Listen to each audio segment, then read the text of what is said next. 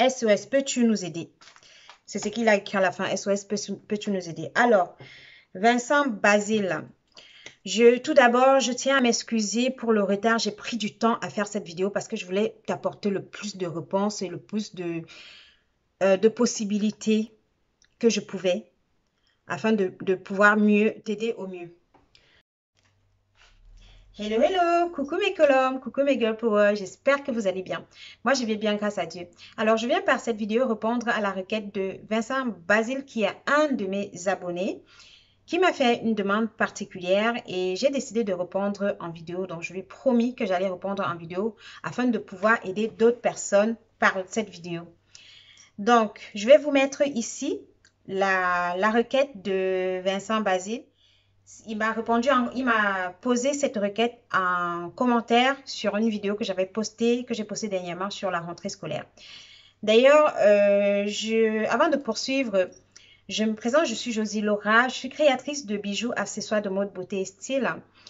Et comme vous voyez, tout ce que je porte sont mes créations. Donc, n'hésitez pas, si vous voulez en savoir plus, n'hésitez pas à visiter mes différents réseaux sociaux, Instagram, Facebook et WhatsApp. Et vous pouvez me contacter par WhatsApp pour en savoir plus si vous êtes intéressé par un de mes produits. Donc, n'hésitez pas bref, vous pouvez me contacter sur mes différents réseaux sociaux. Donc, aujourd'hui, je vais répondre à la requête de Vincent Basile. Bref, je vais vous laisser lire sa requête, qui sera juste là pendant que je suis en train de vous expliquer. Donc, voilà. Alors, c'était suite à une vidéo que j'ai postée sur la rentrée scolaire. Donc, il m'a posté un commentaire en formulant une requête dans son commentaire. Donc, il dit ceci. Bonjour, mon fils aussi mélange ses chaussures avec ses amis, mais l'autre jour, nous y avons retrouvé un cafard mort, écrasé, et le jour suivant, pardon, il voulait dire le jour suivant, mais il a dit je. Donc, j'étais un peu, voilà. Et le jour suivant, il était collé sous un pied. Il était collé sur un pied. Je suppose que c'est un autre cafard qui était collé sous un de ses pieds. Aurais-tu une solution car depuis nous sommes envahis. Mon fils dit qu'il la retrouve souvent dans ses vêtements et même dans son slip. C'est très grave, c'est très grave. Et compte tenu de ce qu'elle dit dans sa requête, franchement, ça m'a touchée. Je me suis dit, je vais faire une vidéo pour lui apporter répondre à sa requête avec l'expérience que j'ai moi et tout ce que j'ai pu mettre en place pour éviter que ce genre de choses arrivent. SOS, peux-tu nous aider? C'est ce qu'il a écrit à la fin. SOS, peux-tu nous aider? Alors, je tiens à dire que les cafards sont des êtres nuisibles qui peuvent se retrouver dans notre maison par transfert ou parce que nos locaux ne sont pas très salubres. Et les cafards poursuivent généralement de la nourriture dégradée, la nourriture pourrie ou voilà. Et généralement, ça commence dans la cuisine. Les cafards, généralement, on les trouve très souvent dans la cuisine avant qu'ils se retrouvent dans les chambres ou dans les vêtements ou les chaussures des enfants. Ou, voilà, partout il y a de la nourriture. Et sachant cela, ce que je vais faire, c'est que je vais vous donner quelques habitudes que nous, on a adoptées chez nous pour repousser les cafards. Et après, par la suite, je te montrerai quelques astuces. Et je vais également vous donner ici d'autres produits que vous pouvez utiliser naturellement pour repousser les cafards, surtout quand ça concerne les enfants. Quand ça concerne les enfants, autant utiliser des produits naturels qui ne vont pas être nocifs pour l'enfant. Voilà.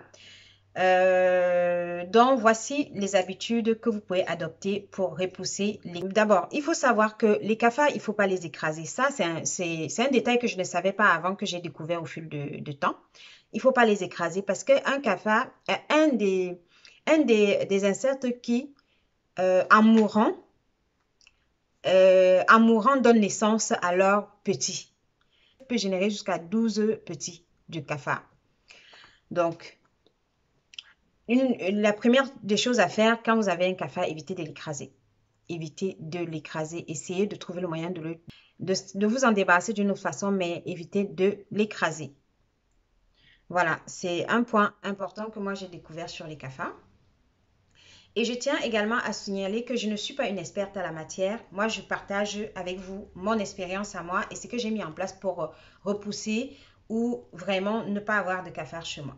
Ne jamais ramener à manger dans les autres pièces de la maison en dehors de la cuisine et la salle à manger. C'est une règle d'or chez nous. On ne ramène jamais de la nourriture dans les chambres.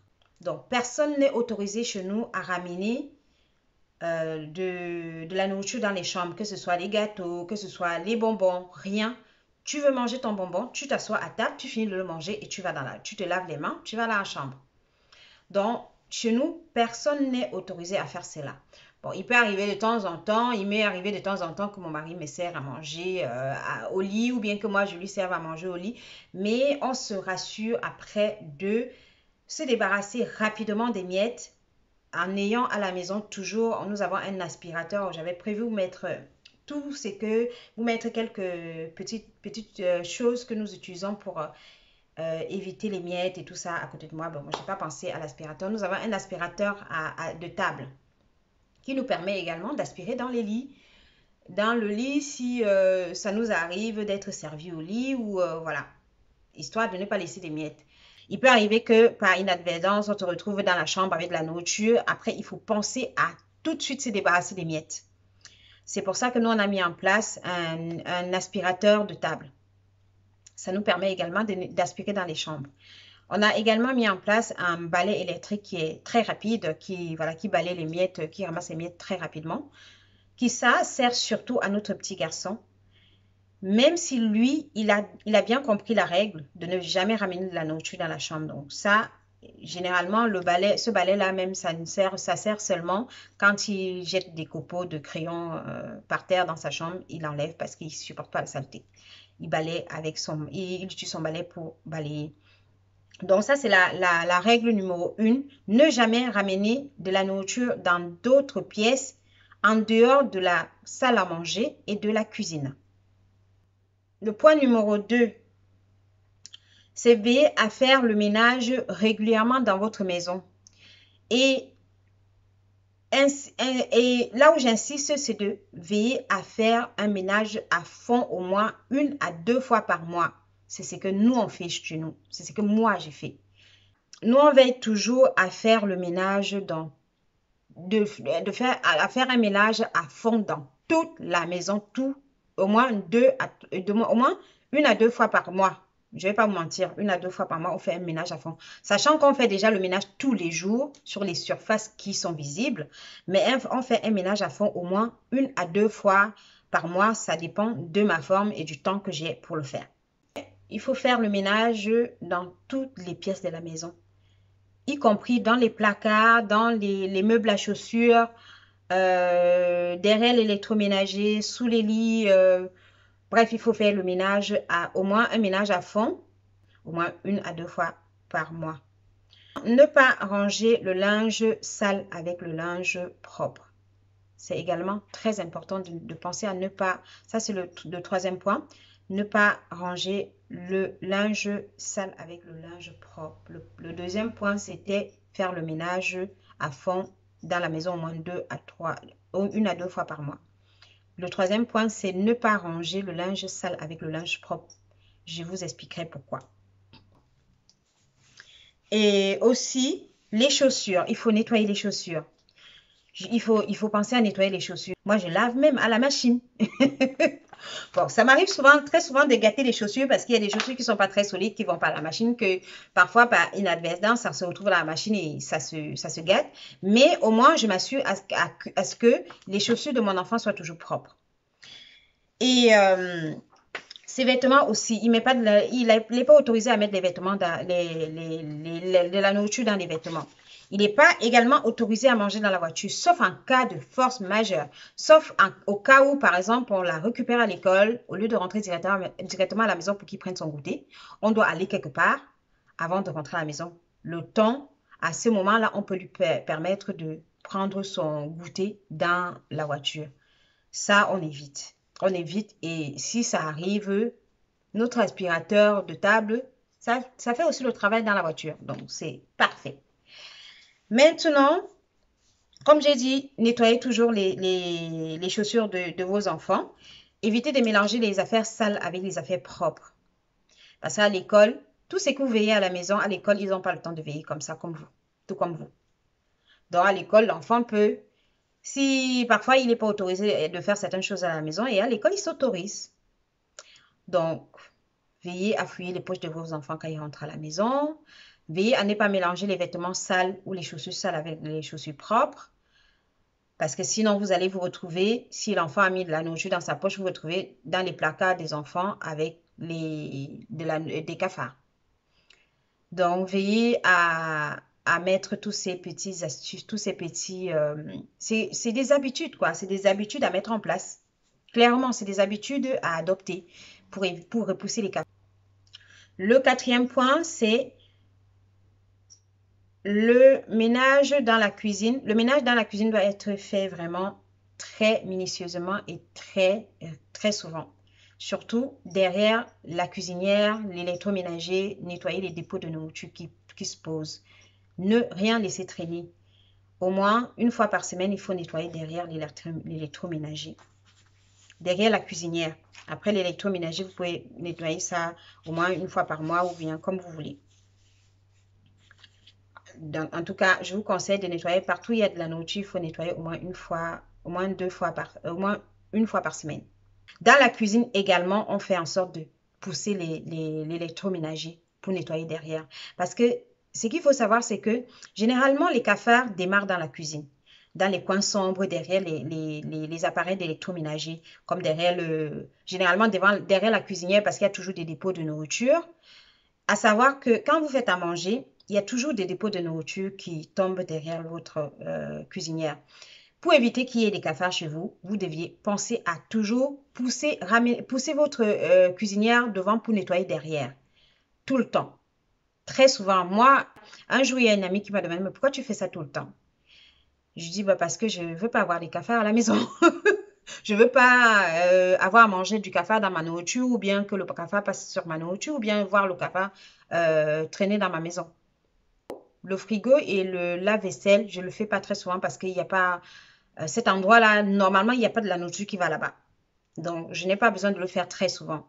Ces endroits-là, je le fais 2 fois par an ou voire même une fois par an en fonction du temps que j'ai encore une fois et du temps dont je dispose encore une fois et du besoin. Maintenant, derrière la cuisine, comme j'ai dit, je fais au moins 1 à 2 fois par mois. C'est très important de ne pas laisser de la nourriture s'accumuler, pourrie derrière votre cuisinière parce que ça va ramener des cafards. Maintenant, en point numéro 5, lorsque vous rentrez chez vous, pensez à bien essuyer vos pieds sur le paillasson. Je vous explique pourquoi. Le point numéro 6, ne jamais écraser le cafard. Ne jamais écraser le cafard. Je vous explique pourquoi. Ce qui peut également vous faire avoir du cafard à la maison, vous pouvez respecter toutes ces règles d'hygiène et avoir toujours quand même des cafards à la maison. C'est d'avoir des voisins qui sont insalubres. Des voisins qui sont pas très propres. Ce qui est sûr que s'il y a les cafards chez le voisin, vous pouvez ramener chez vous. Si peut-être vous fréquentez vos voisins, vous pouvez piétiner un cafard sans faire exprès et ramener les œufs du cafard chez vous. Et ça va faire que vous aurez le cafard à la maison. Maintenant, vous pouvez également, en déménageant, peut-être que vous étiez dans un endroit où il y avait des cafards et que vous n'avez pas bien nettoyé vos électroménagers en les transporter pour le déménagement et vous ramenez les cafards d'un endroit à un autre endroit. Donc, c'est important de toujours, quand vous rentrez chez vous, quand vous rentrez chez vous, par exemple, vous assurez de bien essuyer vos pieds sur le paillasson. C'est très important de bien frotter vos pieds sur le paillasson pour que s'il y a des trucs qui sont déposés sur vos pieds, que ça reste. Vous pouvez également Mettre non seulement un paillasson, mais mettre également un petit tapis. Il y a toujours des petits tapis que vous pouvez mettre devant la porte pour essuyer les pieds et avant de rentrer à la maison. Nous, ce qu'on a mis en place, nous, par exemple, on a un petit tapis, on a le paillasson à l'entrée de la maison. On a également un petit tapis à l'intérieur où on dépose nos chaussures. Où on dépose nos chaussures que je nettoie très souvent. J'enlève, deux fois, c'est pas sale, il faut juste enlever la poussière, je mets à sécher au cas où, voilà. Je nettoie ça très souvent. Enfin, donc, moi, ce que je te recommanderais, Vincent Basile, c'est ce que je peux vous recommander pour repousser les cafards, ok? Après avoir, alors,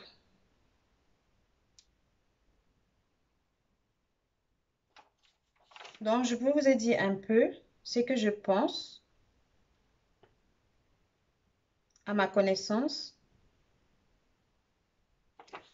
Donc, veillez à bien faire au moins le ménage à fond. Veillez à bien faire le ménage à fond au moins une fois par mois, minimum. Veillez à ne pas mélanger les affaires sales avec les affaires propres. Veillez à mettre certaines règles sur l'alimentation à la maison, histoire de ne pas ramener la nourriture dans les chambres. Nous, on a un panier pour le linge sale qui se retrouve dans la salle de bain. Mais les vêtements sales ne restent jamais longtemps dans le panier. Ça va directement 2 ou 3 jours après dans la machine. Voilà, il ne ramène jamais ses vêtements sales dans la chambre, même si c'est un manteau. Un manteau, il y a un porte-manteau pour les manteaux et moi, je veille à fouiller. C'est vrai que je ne pense pas toujours à fouiller ses poches tout le temps, mais ça, il a bien compris qu'il ne doit pas mettre de la nourriture dans la poche. Ça, le nôtre, à force de lui parler, lui expliquer, lui parler, lui expliquer, il a fini par comprendre. Et à un moment donné, il a compris parce qu'il en a marre d'entendre sa mère parler. C'est pas parce qu'il n'a pas envie de le faire. C'est parce qu'il en a marre que sa mère soit sur son dos tout le temps. À un moment donné, il décide de faire en sorte de ne plus entendre sa mère lui parler de la même chose tous les jours. Donc, voilà. Maintenant, ce que je peux te conseiller à mettre en place, c'est que si dans les placards de ton enfant, avec ses vêtements, ses slips, tout ça, les slips en plus, les cafards, vous savez, les cafards, ça donne des maladies, ça peut vous infecter et tout. Donc, je peux vous conseiller de mettre les feuilles de laurier, quelques feuilles de laurier dispersées dans les petits coins, dans le placard de votre enfant. Ça ne ferait pas de mal à votre enfant si vous mettez une feuille de laurier dans ses chaussures pour repousser les cafards. Vous pouvez également disposer les feuilles de laurier, pardon, dans vos placards, là où dans les meubles à chaussures, derrière les appareils électroménagers pour repousser les cafards. Et je dois vous rappeler que sur cette chaîne, j'ai déjà une vidéo sur, sur un traitement contre les cafards. Mais je vous redonne je vous redonne encore des traitements dans cette vidéo. Maintenant, vous pouvez également faire des petites boules à partir du bicarbonate alimentaire, du citron et un peu de sucre pour chasser les cafards. Mais je pense que cette recette-là, vous l'avez déjà sur la chaîne. Sauf que là, ce n'était pas pour créer des boules. C'était de la poudre à disposer dans des endroits où vous pensez que vos cafards se logent. Maintenant, vous pouvez créer des petites boules en fait. Donc, vous mettez du bicarbonate dans un récipient. Vous rajoutez un peu de sucre, comme dans la vidéo qui est sur la chaîne. Vous mettez du citron pour ramollir, pour rendre ça pâteux. Et après, vous créez des petites boules que vous allez disposer dans des endroits sombres de votre maison parce qu'il faut savoir que les cafards se logent dans des endroits sombres des maisons. Sous les lits, même derrière les cadres photos. Derrière les meubles, en dessous des grille-pains, des micro-ondes.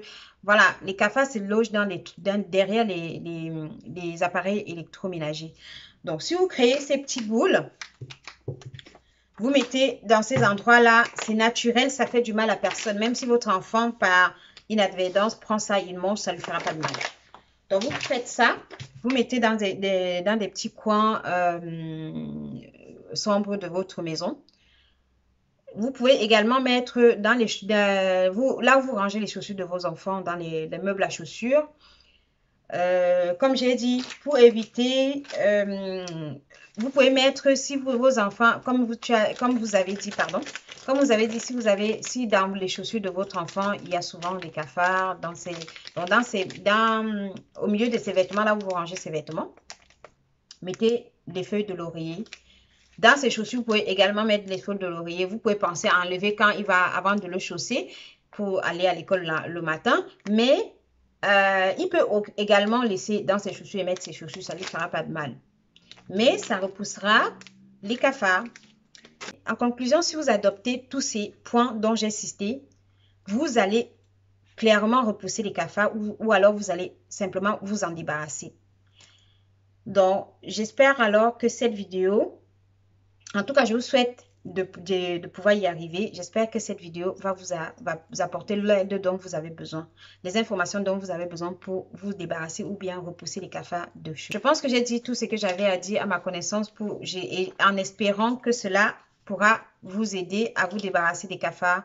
Et franchement, je vous souhaite en tout cas de réussir à vous en débarrasser. Et si en faisant tout ce que je vous ai dit là, vous n'arrivez pas vraiment à vous en débarrasser, faites appel à un spécialiste. Il y a des spécialistes qui se déplacent pour faire ça, qui se déplacent pour vraiment vous aider à vous débarrasser concrètement de vos cafards. Je te remercie ou je vous remercie. Je vous remercie pour votre question et j'espère que vous reviendrez vers moi pour me dire si les informations que je vous ai données dans cette vidéo vous ont aidé.